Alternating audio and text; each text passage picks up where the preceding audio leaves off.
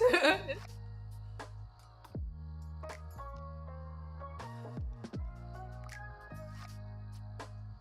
Oh snap! We were off mute that whole time. Okay. Lie. No.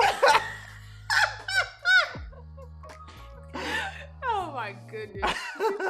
We'll cut that from the show. We surely. Welcome to another episode of Marriage by Design, the wonders of live video production. We are your hosts, James Penn Jr. and my beautiful wife, Yolanda Penn. And hey, listen, we got one for you here on tonight. Let's just go ahead and jump right into it. Everybody's talking. I'm glad y'all finally ready for this conversation. I'm glad y'all finally ready for it because everybody's posting about this trans athlete that won the women's NCAA championship in swimming, and there's a lot of layers. Now we're gonna go on a journey here this evening. Okay, we could go on a journey over a couple of different things, but so y'all guys settle in, stick in with us because we got a lot to unpack with this. Mm-hmm. I'm just happy that they're ready for the conversation, though, babe. Well, yes, we will see if they're ready for the conversation because I believe people don't really realize stuff, even when people are saying something, until it knocks on their front door and they're like, oh, okay. And they forget that other people were telling them, okay, I wouldn't keep doing that, but if you keep doing it, these are going to be the results. And then the results come and everybody is, all in an uproar. Well, here are the results. Let's start with this. Just in case you've been on the rock somewhere, everybody's sharing on social media, all over the place. It's all in the news where there is a trans swimmer, okay? It's a male swimmer, okay? Male swimmer born William Thomas, and he now goes by Leah Thomas, competed with women in the 500-meter open fly. I forget the exact event in the NCAA Women's Championship for swimming. Okay, now I don't want to go too far without shouting out Emma Weyant. Oh, I don't know if I'm pronouncing that right. Weyant. It's like Weyant, right? Shouts out to Emma. Okay, shouts out to Emma, the rightful women's champion. Okay, she's actually an Olympian, Olympic medalist. And she got second, okay.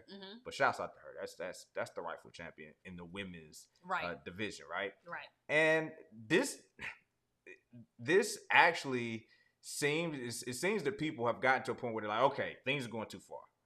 You would have thought this would have been controversial, right. to say this. Maybe a few years ago, you've been maybe labeled as transphobic or you hate people or any things of that nature, but like you said, once it's right on the doorstep and you start to see the real effects of it, then people are like, okay, hold on, maybe we're going too far. But there's some other things that leads behind this.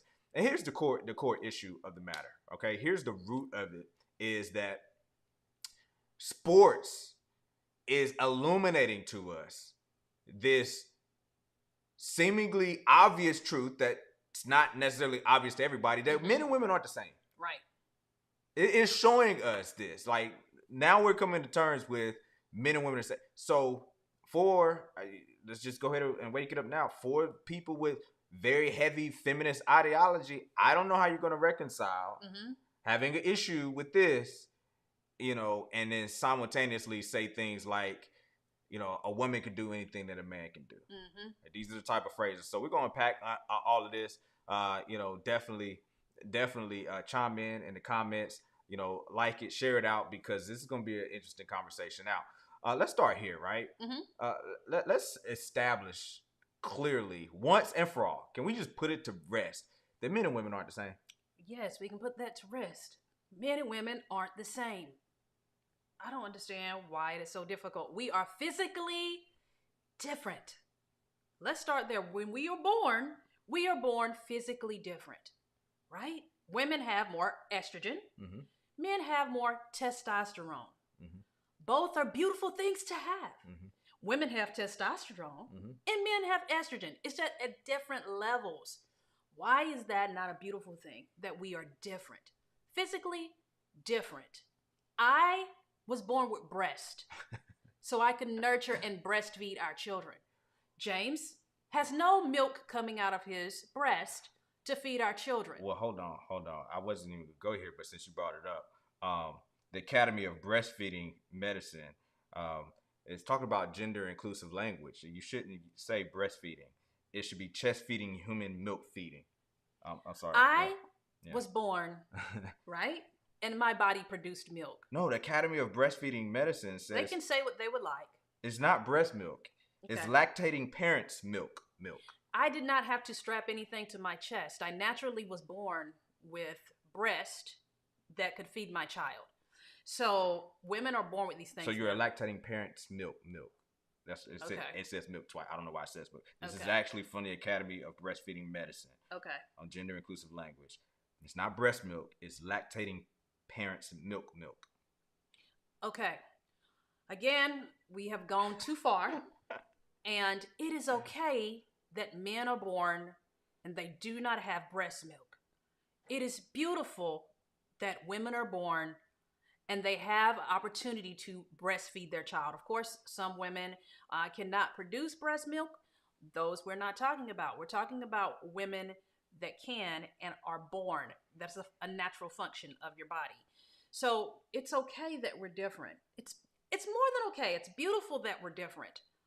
In nature, there are typically, in 99% of species, there is a male and a female. We are the only species that fight to be equal. Why is that? We're the only. Do you see tigers? Do you see snakes? Do you see moles? Do you see anything out there? Not the moles. Whoever. Do you see any squirrels, birds? Are they fighting to beat each other? No. They know what their roles that they play so that the unit works together. So you saying that people need to know their role? I am saying know your role. Oh, know your role. And the beautiful thing about it is, because we play such different roles, they're beautiful in itself. They accomplish a bigger goal. I'm not trying to do what James is doing. James is not trying to do what I'm doing. He has natural tendencies to be great at what he is doing, so do I. But a woman can do anything a man can do. That's what I've been told for years. That's what I was told. A woman can do anything that a man can do. So why do we have an issue with this male athlete beating the women? Now, I'm gonna keep it a buck. We have daughters that compete. Our oldest daughter, she's a track junior Olympian. She competes at a high level in that. And I've always rejected this notion that I was transphobic. Because phobia, like, you have different people in different communities just making up words. It's going to call everything a phobia. You disagree with something, so you're phobic, right? Where phobia is really a fear. Well, maybe officially I'm transphobic now because it is a real concern of mine for my daughter that she's going to have something taken away from her that she has rightfully worked for and earned because a boy wants to say that he's female. No, I agree 100%. That's a real concern and fear of mine. So I don't know if that all the years of training. Yeah. She's 13. If she goes and competes in the Olympics, that's another 4-8 years away. All the years of training, all the work that she has done, and there is a real opportunity or a real chance that she could be competing against men. Now born as men. Now saying they are trans women. Now, how does this relate to marriage? Because we're a show that talks about marriage, and you see the title, we're talking about TransMarriage, right? Well, basically, and you got to walk with us. We're gonna step through some layers here, but this is the logical conclusion that we reach when you buy into this fundamental feminist notion that men and women are the same. You start blurring gender lines. You have men inside of marriages looking to operate like wives, and you have women looking to operate like husbands. So if you're up in arms about this whole Leah Thomas situation, then you need to really, really reflect on some of the other beliefs you have and some of the other ways that you're operating, in life. So let's go ahead and dismantle from a physiological standpoint, because it's some of the most extreme feminist ideology. Literally, most feminists, I will admit, most feminists don't believe that men and women are physically equal, right? Equal on a physical level. But there are some that actually do believe that. They argue. There are some on the extreme end that really, well, a woman could do it if we just didn't raise them differently. It's just because of the patriarchy. Everything's the patriarchy, right? It's just because of the patriarchy. I hate that they put the definite article "the" on patriarchy. It just sounds so stupid. The patriarchy, like it's this organism that's out to get them. The patriarchy is out to get us, right? It's the patriarchy is the reason why. If we didn't have the patriarchy and social conditioning, then men and women could do anything, even physically, that men could do, even though that just is complete in opposition to biology, to science, to facts, to the testosterone levels you mentioned, to the bone density levels, the lung capacity. That's one of the things I talk about with Leah Thomas. The lung capacity of going through puberty, as a male before the whatever testosterone suppressing treatment you have, increase your lung capacity. You think that makes a difference in a cardiovascular sport? Lung capacity, breathing capacity, bone density, hand strength, like all these different type of things. Listen, this was controversial a few years ago. I think it was like 2017. John McEnroe came out, the former tennis player, and he was in an interview and he said about Serena Williams that she was the greatest female tennis player ever. Now, how does that sound to you? Sounds awesome to me. Sounds like a compliment, right? It is a compliment. Well, it was controversy at the time because the interviewer said, well, why'd you say the greatest female tennis player? And he was legit. Because there's a female category and a male category. Well, he was legit confused for me. He was like, because she is, yeah. But why didn't you say just the greatest tennis player of all time? She isn't. and he responded. He said, well, because if she played with the men, she'd be like 700. And that was a huge controversy. Right? And everybody was talking about, oh my gosh, this is sexist or this, that, or the third. It doesn't make sense to me. How can it, if that is what he said and she was going to be 700th, just with the math, she would not be the best. No, the argument though is, how dare you say that she would be 700th? You're disrespecting her. She would, men aren't that different than women. She wouldn't be 700. Okay. This is what I'm saying. This is where that ideology comes from. I don't believe they believe this. There is no way that you could believe that Serena Williams can be the best player against the best male player.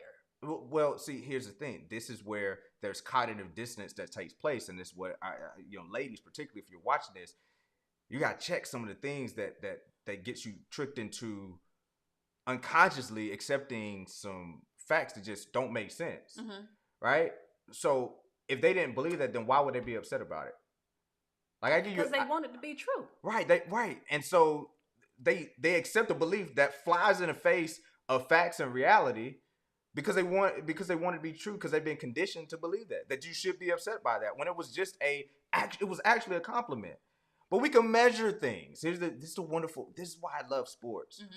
We can measure things. There's some sports where you have judgment, calls. You have, gymnastics or dancing and things of that nature. It's interesting that a lot of the judgment sports, figure skating, are usually dominated more by women when it's judging. But when it's objective truth, right? Like tennis, there's some objective measures. We can measure how fast the ball flies when you serve it, right? Check this out. Andy Roddick, he serves his fastest serve ever was 143 miles per hour, and he's not even one of the top fastest serves. Serena's top serve is 128 miles per hour. Okay, that's about a 15% difference in serving speed. We talk about heck, even Serena herself, she said, if I were to play Andy Murray, I would lose 6-0, 6-0. In 5 to 6 minutes, maybe 10 minutes. The men are a lot faster. They serve harder. They hit harder. Wow. Serena said that. But why is it, if a man says that this is, like you're hating women or like feminists come out to get you? But she recognized this. Now, she didn't recognize it early in her career because her and her sister, Venus, said that they could beat any man in the world that was ranked 200th or worse. But they didn't say ranked number 1 or number 2. They said 200th or worse. The number 203 ranked man at the time took him up on the challenge. Karsten Brask. He actually went out for a round of golf before the match. He drank beer and smoked cigarettes in between sets. And, not cigarettes. Yes, and beat Serena 6-1 and Venus 6-0. Wow. Okay, and he was 203rd in the world. Like, we can measure stuff. You know, Brittany Griner. So you're saying, you know, people don't actually believe that they're the same. They're right now with Brittany Griner's situation. There are people comparing her to Tom Brady. They're trying to make it equal, dude. And it's so sad because the Brittany Griner situation is something that's not getting enough attention. It's not getting the attention that it should. Right. And it should get the attention because regardless of what you think about, I know we're talking about, trans stuff here. So I'm not talking about her sexuality. Whatever you think about her sexuality, she's still, with our sisters that is over there. And, we should be concerned about her well-being. I'm legitimately like, something don't sound right about this situation. So if the argument is, hey, we need to be making more noise about this, having more attention on this because it's, one of our citizens, it's our sister, whatever, I'm with you. It's sad, though, that feminists are trying to hijack that situation and use it for their own agenda and their platform. Like, why are they trying to interject? She's the Tom Brady. What? Tom Brady, like what he's done in sports, this has nothing to do at all with the Brittany Griner situation. Right. But feminists want to use this because they're like, well, if it was a man athlete, if this was an NBA player versus a WNBA player, see, this is sexism is the reason why. And people buy into it. I've seen people share it. I'm seeing people share all over social media that sexism is behind the reason why it's not getting attention. But that is making the assumption that the WNBA and the NBA is the same. You see people arguing this stupid meme about Sue Bird's salary and versus LeBron James' salary and how he makes so much more. Who is Sue Bird? Exactly. Who is Sue Bird? The WNBA. I'm going to just go here. Oh, boy. It's simply not entertaining. Pure point blank at the end of the day, it's not entertaining. Again, Brittany Griner with probably arguably the best dunker, if there's such a thing, in WNBA history. I watched her attempt 3 unguarded dunks as a demonstration with a reporter. Hey, show us the dunk. And she 3 times in a row missed the unguarded dunk. And she's the best dunker in NBA history. WNBA history. Right? Like, it's not the same. We can measure. Tracy McGrady even came out and said, hey, maybe it'd be more entertaining and it would help the viewership if the WNBA, if y'all lowered the goal by a foot, like maybe like 9.5 feet or 9 feet, and women were in an uproar. Why? What's the point? I'm proving to you the point that there are women who really think that men and women are the same, even on a physical level. Like there's an uproar. Candace Park even said, no, I wouldn't want to do that. Watch, my daughter's gonna come out and be dunking like men. Like, no, who's taller, men or women? Men. NBA men are taller than WNBA women. Right. So if the goals, look, the 3-point line is already closer for the WNBA. Wow. The ball's already smaller for the WNBA. I didn't know that. I didn't know either one of those. Right? The game is slower. It's just not as entertaining. So lower the goal. Right? Like, and we can see, even with like in the NBA, the San Antonio Spurs, when they were going on their championship runs and stuff, they weren't as entertaining because they were a slower paced team. Like nobody really watched. I remember that. Yeah, nobody watched the San Antonio Spurs when like they weren't like lined up on national TV, all of their games nationally televised. You watched it. But imagine the whole league was like the San Antonio Spurs, it wouldn't be as entertaining as it is. Right? So these are just objective, what would you say about a business that makes $60 million every single year? What would you say about that business? It's doing, depending on what type of business it is, I would have to get some more data. But a business making $60 million, small staff, medium staff, somewhere in there, they're probably doing pretty decently, but I don't know what their cost is for running. Okay. So $60 million, you would think, oh, that's a good business. What if they were spending $70 million every year? That's not doing so good. That's not doing so good. WNBA loses $10 million a year. It's only subsidized by the NBA. Mm-hmm. right? But we're fighting and arguing that the women deserve just the same amount of respect as the men. Well, yeah. See, and here's the sleight of hand. As a general philosophy for the value of women in life, overall, women should get the same amount of respect as men. Mm-hmm. Yes. But the sleight of hand is now you're talking about specific manifestations of outcomes. No, a WNBA player doesn't deserve the same respect in terms of salary as a NBA player because your whole league is only subsidized by men. Mm-hmm. And there's more women in our country than men. So even the women don't want to watch it because y'all can tune in. Y'all can show up to the games, Mm-hmm. right? Last example on the sports, and then we're gonna move forward. We're gonna start again. This is gonna be a journey. We're gonna connect the dots to this whole marriage situation, TransMarriage, what's going on here. But one of the most objective sports ever is track and field. Mm-hmm.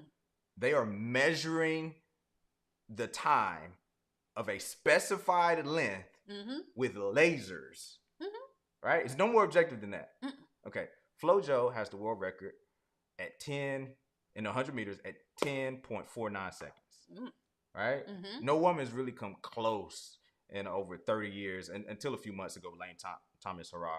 She ran 10.54, right? Very exciting that she's getting close. But nobody had even sniffed, got close to it until her. So the world record still stands.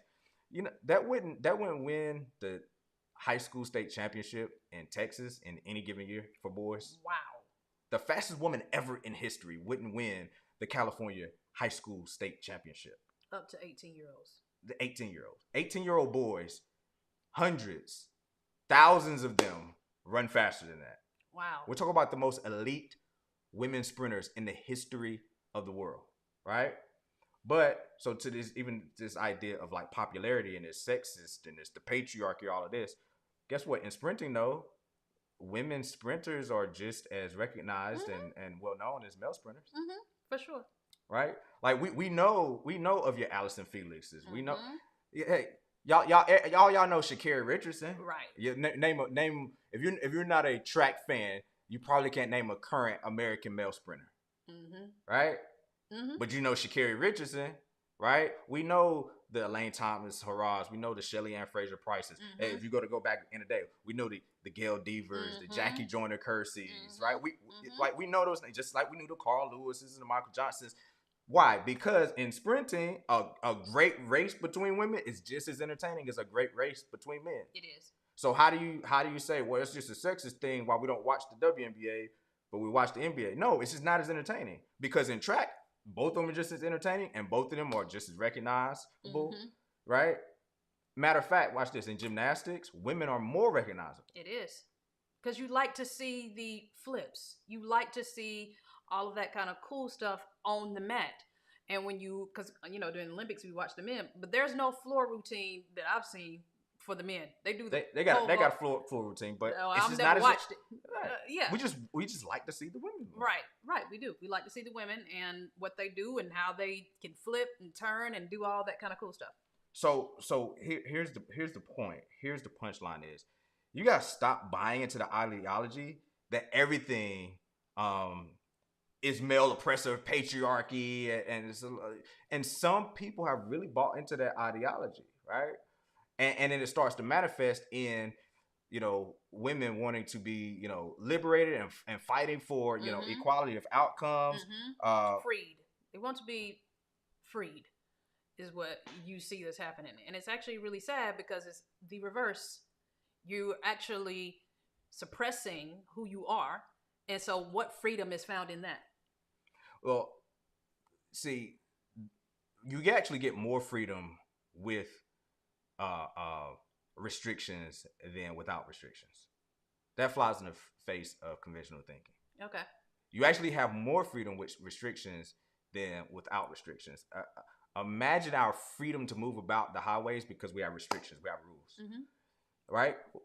People who have restrictions, and particularly self-imposed restrictions. So I'm all about having liberty and autonomy to self-govern, but with freedom comes responsibility. And so I'm going to take the responsibility to restrict even my own freedoms, right? So like, if you have more restriction in your diet, you have more freedom in your body, right? If you have more restriction in your financial management, you have more freedom in the lifestyle that you live.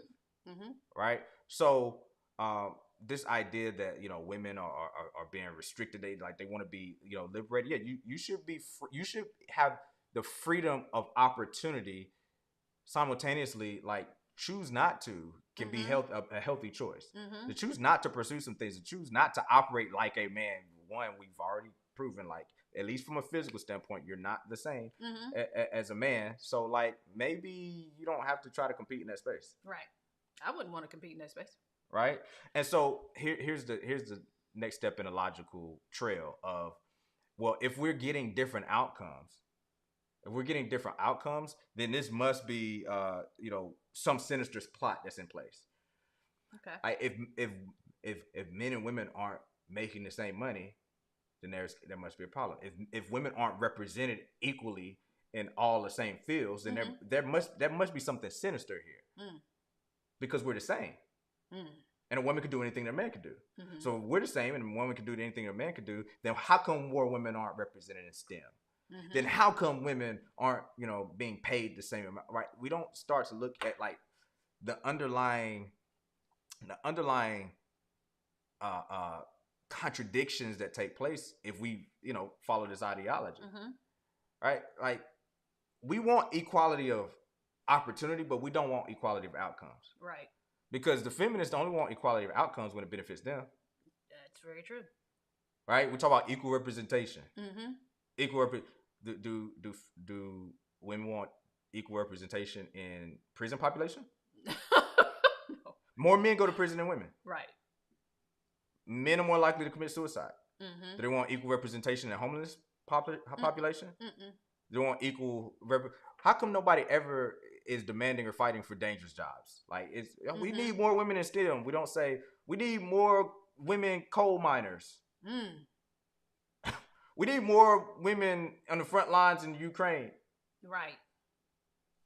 It's about equal representation. See, so this idea that, well, if we're not getting equal outcomes, if we're not getting the same amount of politician leaders that are men and women, the Congress is this amount, we should have. If women are half the people, there should be half the Congress. If women are half the people, there should be half of STEM. Well, you don't have men in teaching as much. You don't have them in nursing as much. Or cosmetology.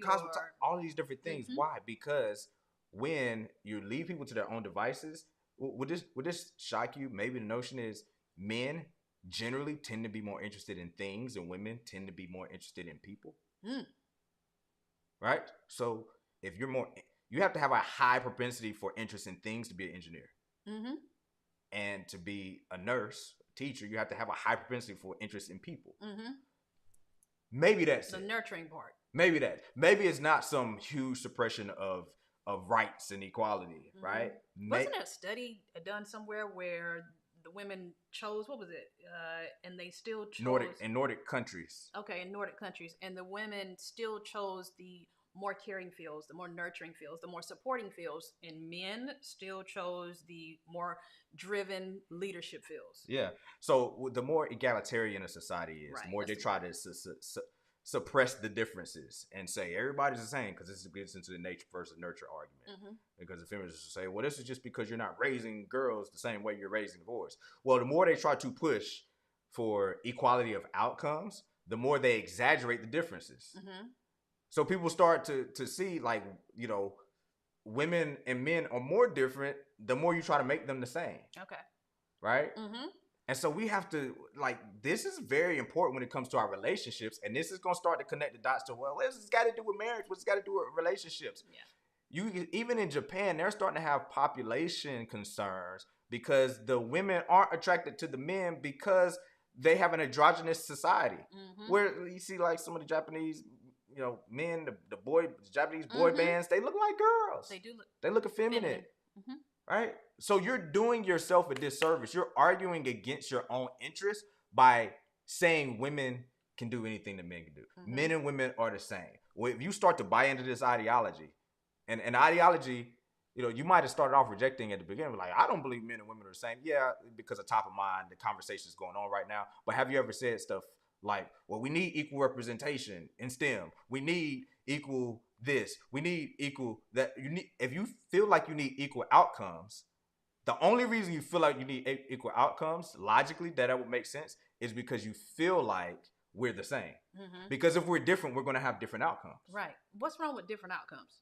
What's wrong with the women that want to be in STEM, going to do STEM, and the women that want to not be in STEM and they want to do something like a teacher, a nurse, or whatever that is, a mom, or whoever, whatever they want to do? Why are they looked at like, oh, you're not fighting for the cause of equality? You're being too feminine. Well, when they adopt that mindset, that's what's enslaving them. That's what's enslaving them. And Johann Wolfgang Gang Van Gogh said, none are more hopelessly enslaved than those who falsely believe they're free. Okay. None are more hopelessly enslaved than those who falsely believe they're free. So women have fought to be liberated, and now they falsely believe they're free, but they're enslaved by trying to chase after being like a man. You're enslaved by this. Watch this. Adam Weishaupt, he's a German. He was actually the founder of the Illuminati. Illuminati is a real thing, right? There's fake conspiracy things of Illuminati, but there was actually during the Enlightenment era, right? That's what Illuminati comes from. Okay. Illuminating, right? There was a society of people that were about enlightening, and so Adam was the founder of the Illuminati. He said this: there is no way of influencing men so powerfully as by means of the women. We've heard this, right? The man's the head, the wife's the neck. The husband's the head, the wife's the neck. Right? It's no means. There is no way of influencing men so powerfully as by means of women. These should therefore be our chief study. We should insinuate ourselves into their good opinion, into the good opinion of women. Give them hints of emancipation from the tyranny of public opinion and of standing up for themselves. Does this sound like anything? Stand up for yourselves, right? It would be an immense relief of their enslaved minds to be freed from any one bond of restraint, and it will fire them the more and cause them to work for us with zeal, without knowing that they do so, for they will only be indulging their own desire of personal admiration. I thought you was going somewhere good with that. This is it's deep. It's deep. Listen to this. It started out good. No. No, it did when you first started out. Oh, the first sentence. Yeah, the first sentence. That was about it. Then it started. I was like, okay. Listen. The founder of the Illuminati hundreds of years ago talked about this. Listen, if we trick the women, none are more hopelessly enslaved than those who falsely believe they're free. If we trick them into thinking they need to be freed, right, then they'll work for us. So now, now you have these independent women that have been freed from the tyranny of the patriarchy. They've been liberated, and now the workforce has doubled. And now the corporate slaves have doubled. We've doubled the population of people who are working. We've doubled the population of people who need vehicles. We've doubled the population of people who need, professional clothing and dry cleaning and all of the material, the stuff. We've doubled the population by tricking them into believing they need to be freed up to go work. Wow. Listen. Wow. Let me read it again now. Now that we understand what we look for. Listen to what he said. There's no way of influencing men so powerfully as by means of women. That's true. Right? These should therefore, so because of that, this should be our chief study. We should insinuate ourselves into their good opinion, the women's good opinion, right? Give them hints of emancipation from the tyranny of public opinion and of standing up for themselves. It will be an immense relief of their enslaved minds to be freed from any one bond of restraint. Be freed of any bond of restraint. Don't let no man tell you nothing. Don't let them keep you at home. Don't let them, be free from every single bond. Free the nipple. Like, what if the whole free the nipple was some? Heard that. You ain't heard free the nipple. You the women burning their bras and that's what it's called? free the nipple. Okay. What if this was just like some ploy by perverted men that just wanted to, anyway. Right? Be freed from any one bond of restraint, and it will fire them the more and cause them to work for us with zeal. Do not women right? Particularly our sisters. Don't they work for the company with zeal? Mm-hmm. They get their corporate job. They work with zeal, Mm-hmm. right? Mm-hmm. Without knowing that they do so, they don't even recognize what they're doing. Mm. I, I, I've seen arguments. I've seen in conversation about, hey, would you quit your job and then work for your husband? Right. And women will argue Same and pay. reject, same pay, Same whatever, everything. right? It don't even go into that. As soon as they hear quit my job, work for my husband, they push back. But you're already doing it You working for for somebody, somebody else, else. or somebody else. You're not even working in your family. You're working for somebody else. So you would rather work for somebody else than to work for your spouse. So they will work for us with zeal without knowing what they do. You're working with them for zeal, and you feel like you're working for yourself. But coming home and working for your husband, working for the family business, Right. like that's foreign, right? Mm-hmm. For they will only be indulging their own desire for personal admiration. You're only, indulging in this hedonic, Mm-hmm. idea of do what thou wilt should be the whole of the law. You gotta do what make you happy, girl. Mm-hmm. Go for it, girl. Make happy, right? So listen, we see this a lot, particularly in our black community, Mm-hmm. and it saddens me. It's at different levels in our black community, Mm-hmm. right? Even the whole Black Lives Matter, their whole statement that they've removed now. They removed it off of their site. They changed it, but this is what they used to say. See, when you put something out there, it's out there forever. oh, it's out there. Mm-hmm. You could take it off your site. We know it was there, right? And who was the driver behind Black Lives Matter, right? Two black women who are part of that community, Mm-hmm. right? We talking about TransMarriage, right? Y'all remember where we are. Stick with us, Mm-hmm. right? This is part of their statement they had on their site. We are self-reflexive and do the work required to dismantle cisgender privilege and uplift black trans folk. Mm-hmm. Especially black trans women who continue to be disproportionately impacted by trans antagonistic violence. We build a space that affirms black women and is free from sexism, misogyny, and environments in which men are centered.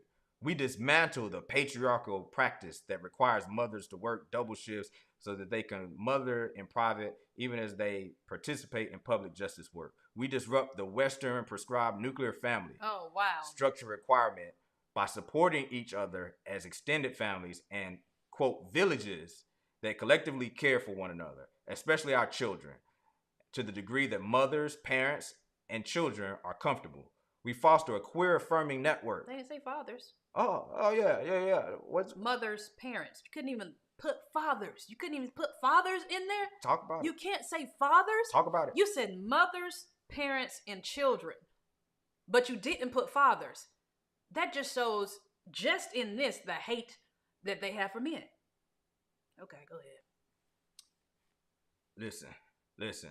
When we gather, we do so with the intention of freeing ourselves, here we go, from the tight grip of heteronormative thinking, or rather, the belief that all in the world are heterosexual, unless she, he, or they disclose otherwise. That hurt my head even having to read that, right?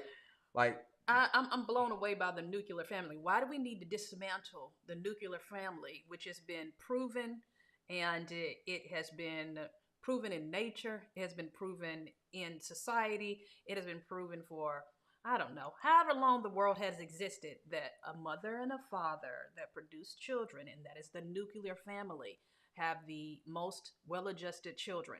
Study after study after study after study show that.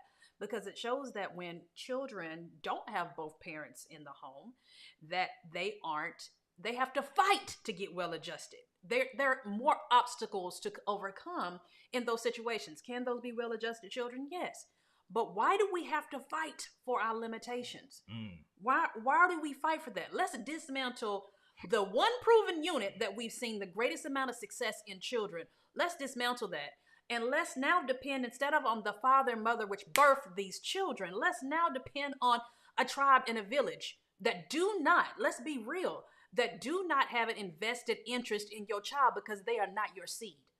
But let's rely on them that already have their own children, that already have all this, but we're gonna all come under this tribe mentality, and that The village. the village Using the village to replace fathers. Yes. Right? Because here's what the village really is or is supposed to be. The village is nuclear family, husband, wife, children, husband, wife, children. More nuclear families. You know what? Hey, when our son marries your daughter, let's have a family merger and come together, and we'll do a whole episode on young marriage and being very involved in your child's marriage. And then you as two families can merge together for future success. That's what the village is. Right? But it was noticeably absent that we talked about everybody in here. We talked about women uplifting and children and trans women and queer and, parent, but no father.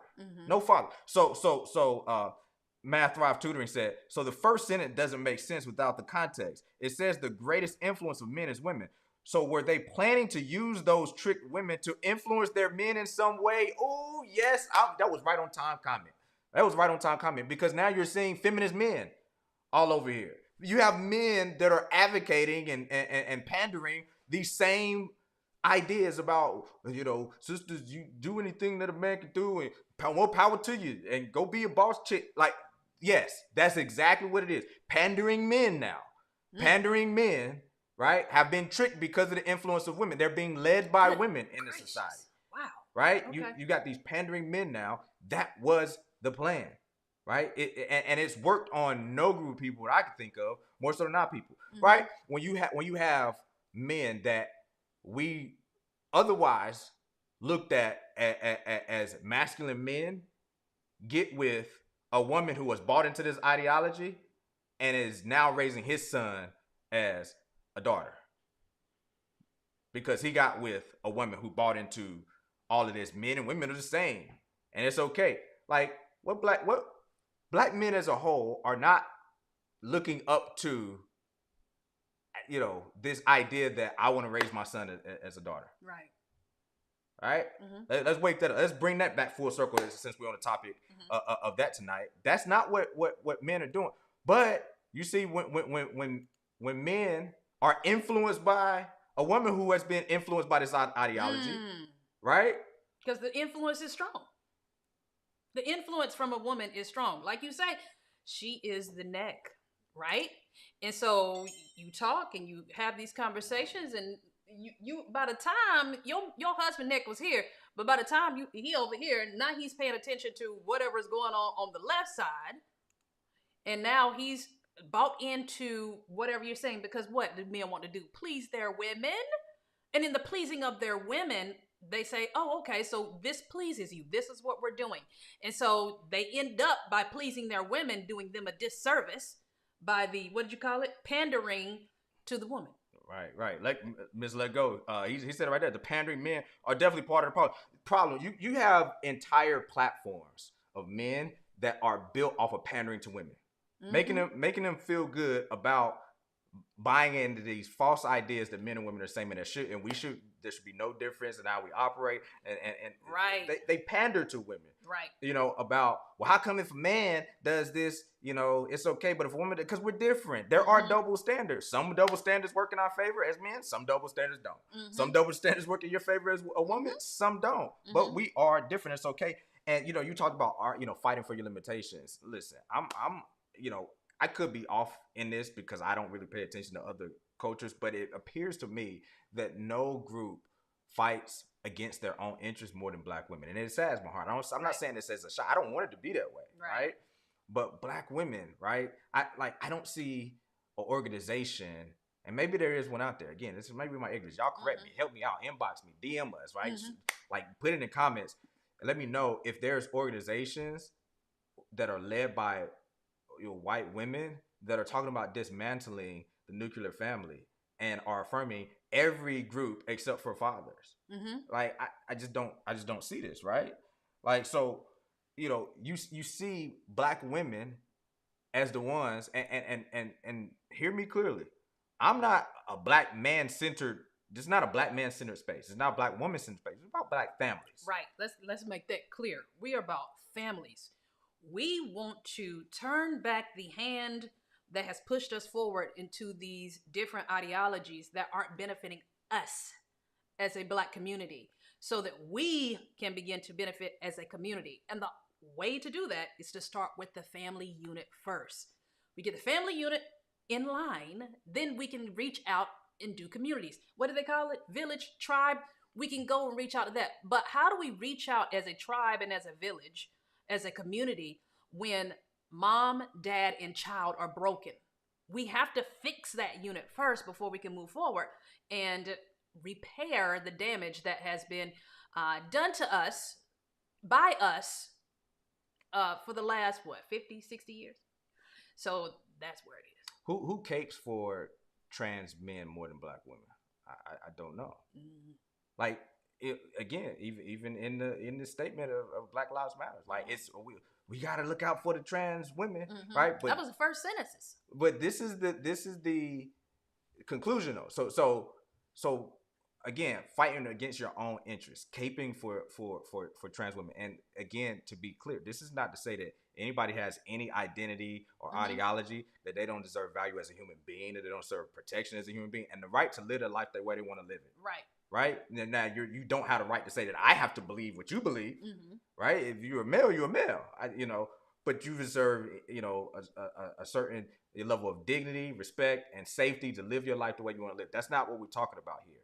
But, our sisters that are caping for it until it ends up on their front doorstep, giving them problems, is a problem. Mm-hmm. Right? And you see that before that, it was black women having their gay friend. Right? It started with, I have a question. Go ahead. What's your question? And I don't know if we can answer this or unpack this. Do you find that a lot of women that you say are caping for this agenda, are they single Black women? More often than not. Not exclusively, but more often than not. Generally, generally they're single. So do you believe there could be, in that caping for that, some disdain for Black men because they are single? Because they're single, because of some past relationships, trauma, something from their father. Absolutely. Right. And so it's interesting because there's this level of caping for trans women, caping for the gay bestie that, he slayed my hair, I'm cool, he's in fashion or whatever.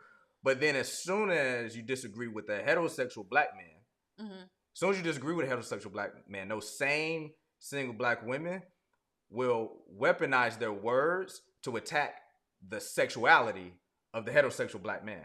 Because they know it's not true. Hold on, but wouldn't that make you the most homophobic, transphobic?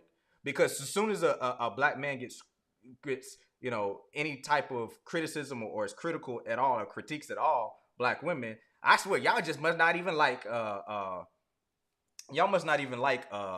let's say turn up the volume. Y'all must not even like women. You must not like women, right? That's what we hear. I swear y'all don't like women because why? Because you're offering a critique? Because mm-hmm. you're offering a criticism? Mm-hmm. Then we should be taking the critiques and criticism of our Black men. That's where we should be getting it from. But it's okay if the person on your job critiques you. It's okay if that's male, female, whoever. That's okay. But let it be our own, which we should take that critique to heart because we're with our own. So they know us the best. They've been with us the longest. They've been through the challenges and struggles that we've been through. And so to take their critique would make the most sense. So watch this. We say protect Black women, right? Mm-hmm. Just everybody screaming, protect Black women. You know my number one tool for protection is instruction. Mm-hmm. Like we think, people would think like protection is about, I'm not going to let you do anything, to my woman. We have been together for 20 years? Mm-hmm. We've been together for 20 years coming to April, right? Married for 16 coming in May. Mm-hmm. I have never had to fight for you physically. Mm-mm. I'm willing to. Mm-hmm. I'm willing to put my life on the line for you. Never had to in 20 years. Mm-hmm. Right? The number one tool I have to protect you is, hey, babe, move like this. Don't move like that. Think of your children. Think of your children. If you're a parent, you will put your life on the line to protect your child. Right. How often have you had to? None. The number one tool for protection for your children is actually, put that down. I did put my life on the line one time. Oh, tell me about it. For James Thomas. Okay, what happened? So this is at the old house. Uh-huh. A dog was across the street. I don't get down with the dog. Oh, the dog, yeah. So a dog was across the street, and I was pregnant with Zuri, and I had James Thomas in my arms, and the dog was coming to attack. I was already in my mind circulating, okay, what I'm about to do. I literally was bending, turning to do this to give my back to the dog to attack me versus attack James Thomas. Fortunately, the owners came out and told the dog to come back because that dog was A-lining it towards us. And so, but I would have done that. For our kids, yeah. I would do whatever it took to protect them. So 4 kids, 13 years. Can you think of any other instance where you felt like you had to put your life on the line physically? No. Before them? No, I can't think of any more. Because the only reason I remember that is because it's so... it's funny. She don't mess with dogs. She don't mess with nothing outside. Bees, mosquito, anything. Mosquitoes be tearing me up, though. Yeah. So in 13 years of raising 4 children, you've had to put your life on the line. Life on the line. I don't know if that was my life. Right? Yeah, I had to physically go into mama mode. But how often do you protect them? Don't put that down. Don't touch that. Yes, every day. The younger, the more I have to put that down. Just today, Zaria and I were folding clothes. She finds a penny on the floor and she puts it in her mouth. Zaria, take the penny out your mouth. That's dirty. You could swallow it. All these different things because we've known of a child that got a coin stuck in their throat. So on a regular basis. So imagine Zaria, because you're, or any of our children, you're giving them instruction, you're giving them critique. Hey, you need to stop doing this. This is not healthy for you. Don't do this. Don't do that. And they start saying, oh, you must just hate children then. I swear, you probably just want to be with adults. If you just want to be with adults, just say that then. That's what we're being told. When we're offering critique, we're offering, hey, sisters, don't move like this. Don't operate like that. I swear, y'all always got something to say about the women. Y'all must just hate women. Mm-hmm. Or maybe you screaming, protect women. My number one for protecting is instructing. Mm-hmm. Right? So I'm instructing, hey, stop buying into this LGBTQIAPK agenda. Stop when the brothers ain't for it, and we like, yo, y'all need to cut this mess out. Or y'all hateful, y'all transphobic, y'all homophobic, y'all this, that, or the third. And we're like, no, this is not where our culture needs to be moving. Right. This is not what's happening. You're spending too much time. Your time is you don't have but a limited amount of time. But now when it's on the doorstep, wait a minute, men are entering into women's spaces. Here's what they're telling you now. This is the logical conclusion and logical outcome of following this ideology. Mm-hmm. They're telling you, yo, men are better women than women. Wow. Okay. Caitlyn Jenner was on the cover. What was it? Was it Vogue for Woman of the Year? Woman of the Year. Like his life as a man. He was newly a woman. Wow. Right? Like, yo, women, y'all can't even be women as good as men can be women. Well, so look at the trick. Look at the trick here. Look at the trick here. The trick of that's sad. A woman can do anything a man can do. If you find value in a woman because she can do anything a man can do, then you don't value what a woman can do. You value what a man can do. Mm-hmm. Right? Like you don't even value women and femininity. Right?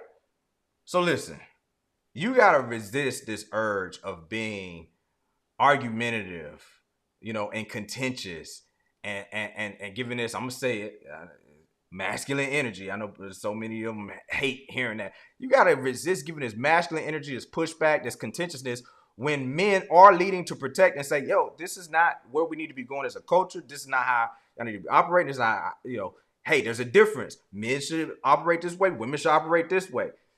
If you found yourself, even throughout this commentary at any point, feeling some pushback, like just evaluate that in yourself. Have some introspection. Like, where is that coming up from? Mm-hmm. Right? Like, where's it coming from? Because women can get contentious, right? Mm-hmm. Right. There's proverbs that talk about it's better to live in a corner of a roof than a house shared with a contentious woman. Right? All men wanted some peace. A constant dripping on a day of steady rain and a contentious woman are alike. Oh wow. I'd rather be outside in the rain on the corner of a roof than in a house with a contentious woman. So women, like, you don't have to be so contentious, when getting correction. Go ahead. I think what do women gain? So I think a lot of times, like, well, what do I gain? What do I get? Because that's how we all think. What do they gain by following under a man's leadership and following under his plan and his protection and being agreeable in submission? What do they gain? Well, we're gonna end with that. We're gonna end with Okay. that. But before we do, is one more thing that we got to step through before we end with. Here's the alternative, right? Is now that we've laid the groundwork on start out clearly men and women aren't the same, at least physically. We start there, right? Mm-hmm. With the sports analogy, you just can't disprove that, right? That's the up and orange everybody's about right now. And now we've revealed the deceit that this wasn't by accident, right? Mm-hmm. This wasn't by, even going back hundreds of years ago, the founder of the Illuminati talked about this is the path, right? To deceive the women, right? Because we can end up controlling the men, right? What does it end up looking like in marriage? So we talk about TransMarriage, right? What is TransMarriage? Okay, this is just a term I made up, right? Yeah, because I was like, huh? TransMarriage. I said, babe, I know what we're talking about on the show. We're talking about TransMarriage. What? I think you had to break that down for like a good 10 minutes for me to be like, so where are we going? Right. TransMarriage is this. It's blurring of the gender lines of marriage. Mm-hmm. We try to blur the gender lines everywhere else. You're trying to blur it now. Wow, I just got it. You just got it? I just got it. You didn't explain it. You didn't say those exact words. And maybe you did. It was late. No, but see, listen. This is submission. This is yielding cooperation where understanding is not a requisite for obedience. Ooh, y'all didn't like that word obedience. She was yes, she didn't fully understand, but she trusted my leadership and was like, I don't fully get. I kind of get what you're saying, but whatever. Let's roll with that. That's the show, right? Like, so the blurring of gender lines in marriage is TransMarriage, right? When you got men being wives and you got women being husbands, that's TransMarriage for you right there, right? So what does that mean? What's it look like, right? Well, here that was an example right there. Like important decisions, even though that wasn't like a major decision. I saw some influencer that I like. I like his business content, but he needs to stick to business because he said something that kind of went over into the relationship space a little bit. I'm like, bro, stick to business, stick to sales, stick to growing and scaling business. Because he was like, the one rule that we have in our relationship, he's married, right? The one rule that we have is, if it's a major decision and we don't agree, then we don't move forward. What? And most of the commentary was like, oh yeah, that's right. No, that's not how it operates here. He really might believe that. He does, and I think most of the people responding believed it too. And it sounded good. It does sound. That sounds like some TransMarriage right there. That sounds like, listen, no. As the leader, okay, if there is a decision that needs to be made and we don't agree, then we come to the table and she shares with me her insight. I take, like, my wife persuades me sometimes that, you know what, you're right. And sometimes I persuade her I'm right. But if we're doing this and we can't get to the same page, if we cannot get to the same page, we don't make the decision. Well, if we can't agree, then we don't move forward. No, if we can't agree, then I make the decision. A decision still has to be made. Like, not making a decision is a decision. Let me put that out there. Not making a decision is a decision. And yes, I do. As a good leader, like, what you should do is you should advocate for law to buy in. You should have the buy-in of the people that you're leading. You should be able to communicate to them your thoughts. You should take their input as a good leader. But ultimately, if you do come to a stalemate, okay, it is not sound to say, well, we don't move forward, we don't make a decision. That's some TransMarriage type stuff. Like, this is some blurring of the gender lines. That ain't how it's supposed to operate. That ain't how it's supposed to get down. Well, who's supposed to make the decision? The man, the leader, right? I agree. I don't understand why we fight. I know I sound like a broken record, but we just fight. Women, why do we fight for our limitations so much? If you're married to your husband, at some point in time, throughout that marriage, he has done nothing but wanting to fight for you, to protect you, to lead you, to guide you, to do all of these different things.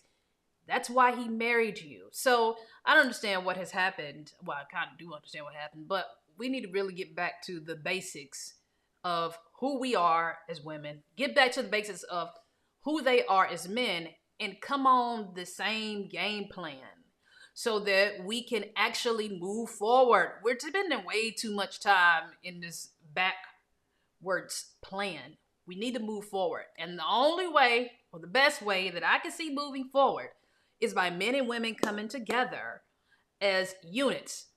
Black men, Black women coming together and moving forward so that we can create what we're looking to create out here in family. Look at what Zeal for God said. He said, not driving in our lanes brings an eventual crash. Right? Stay in your lane is what my brother said, right? Let me see. Yes, lots of confusion, right? Definitely lots of confusion. Appreciate you. Rob, appreciate you there. So listen, what is this blurring of the gender lines and this TransMarriage look like? Okay, number one, mutual decisions. How about this mutual submission? This idea, do that.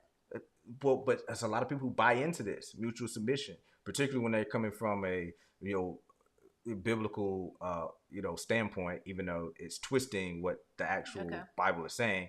And when it says submit yourselves one to another, that is not talking about husband to wife. Go back and read it.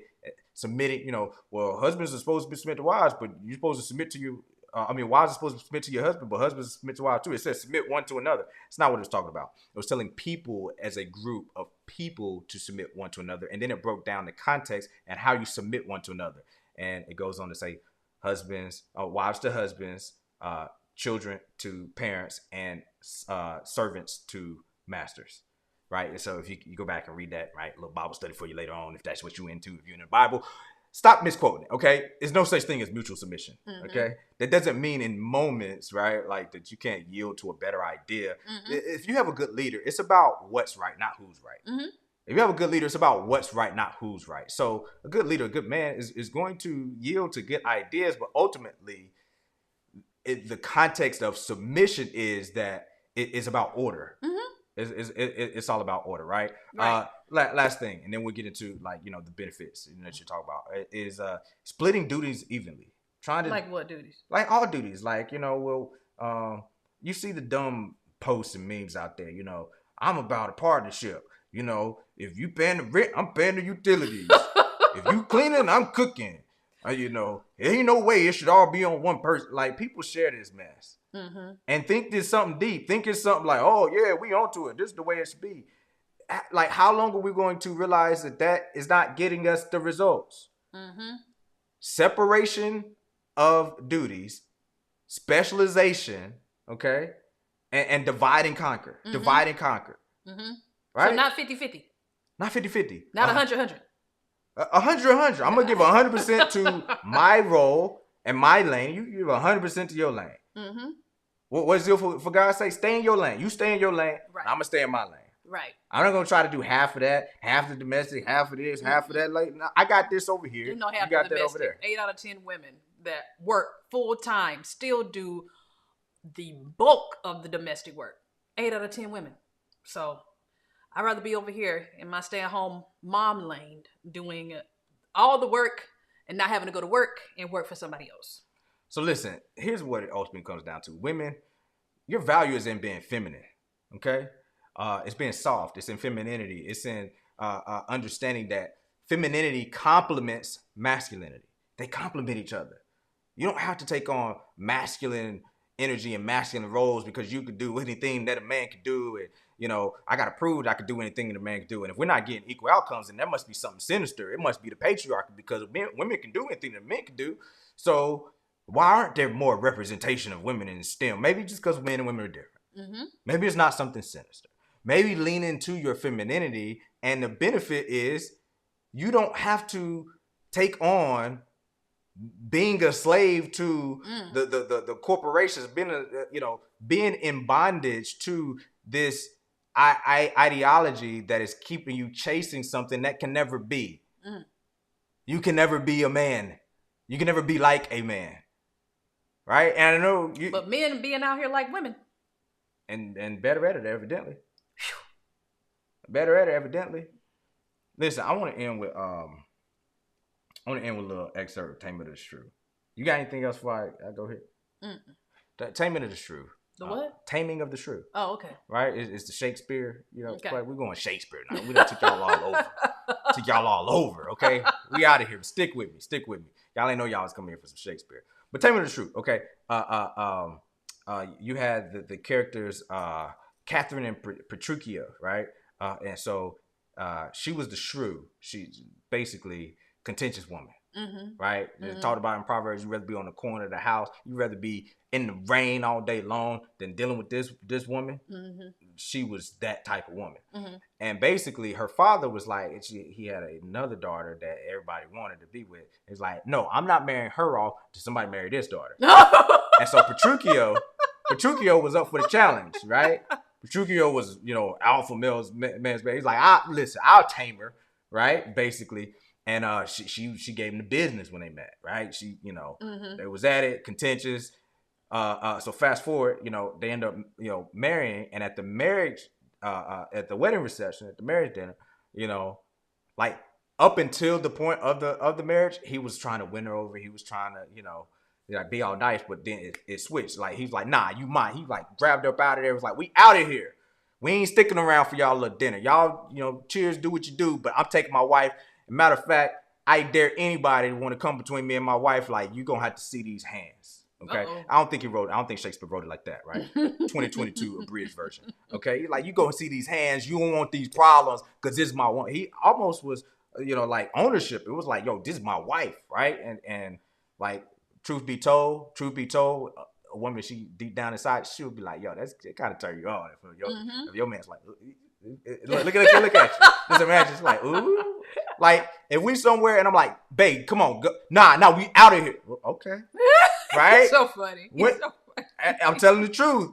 So anyway, tell me the truth, right? So he gets her home and he's like, okay, listen, I'm a tamer, right? So anyway, he ends up, doing it like it engenders something in there. So the shrew, over time, she starts to, realize the folly of ways. And this is what I'm gonna read. Okay, I'm gonna read it, all right?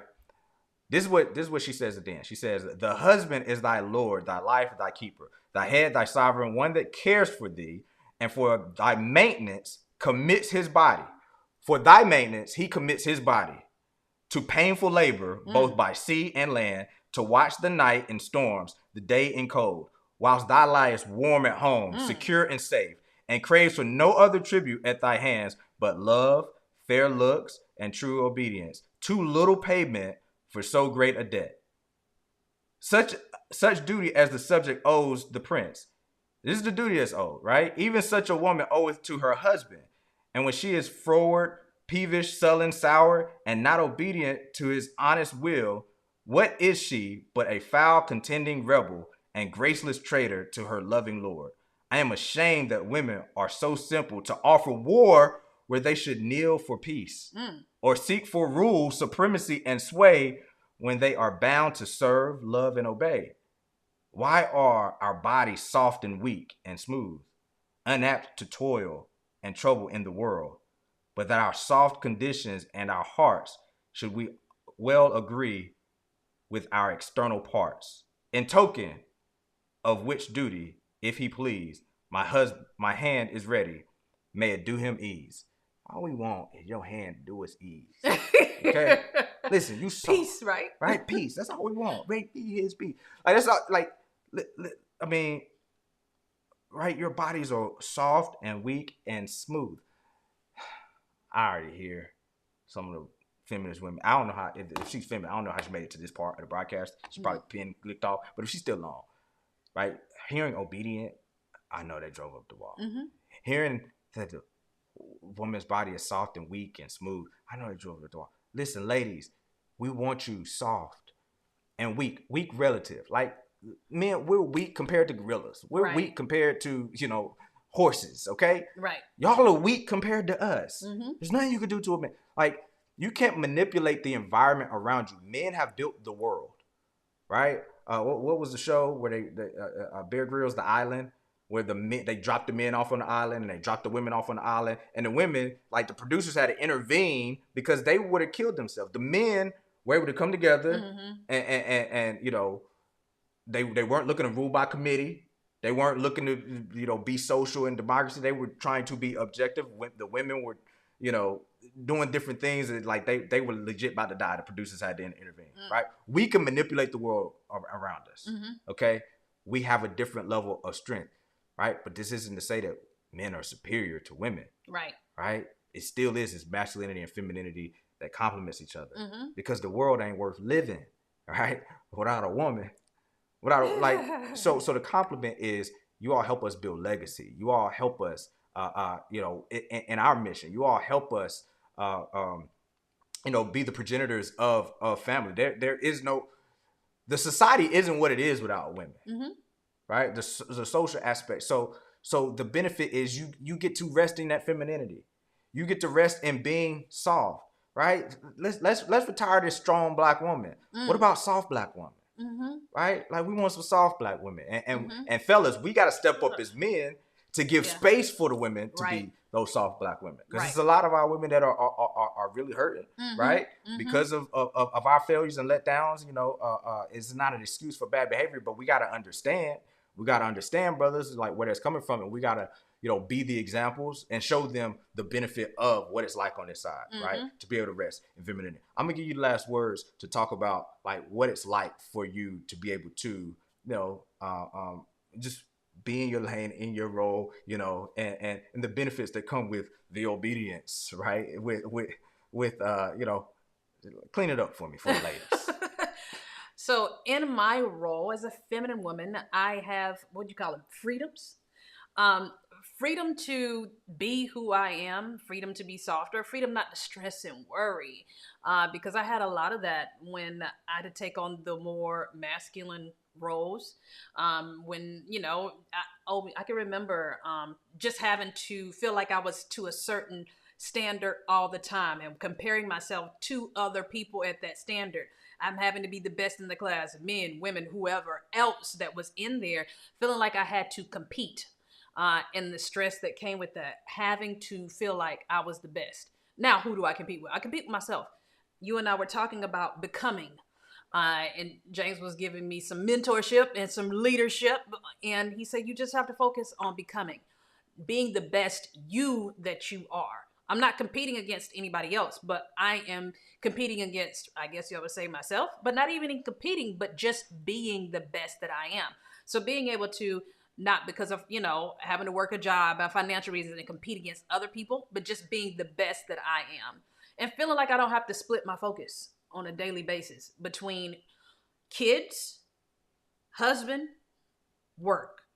I literally can remember crying and going back to work on a daily basis after having our daughter. When she was, I was off maternity leave and I had to go back to work. I wanted to be with her. I wanted to have this child in my arms all day long that I had just brought into this world. And more mothers are realizing that, and we see it break down in the statistics that over 40% of women, I think this was 2019, I can't remember the study because I read so much on it, but over 40% of the women that thought they were going back to work went back to work and quickly decided that's not where they wanted to be. And they came home because they wanted to be with their children. And they came home, and it didn't say that these women were well off. They were, in jobs and careers, and they decided to make that financial sacrifice of their income and come back home because they wanted to be with their babies that they carried for the last 10 months. Let's be real. It's 40 weeks. That's 10 months. So they carried it for the last 10 months, and they wanted to be with them.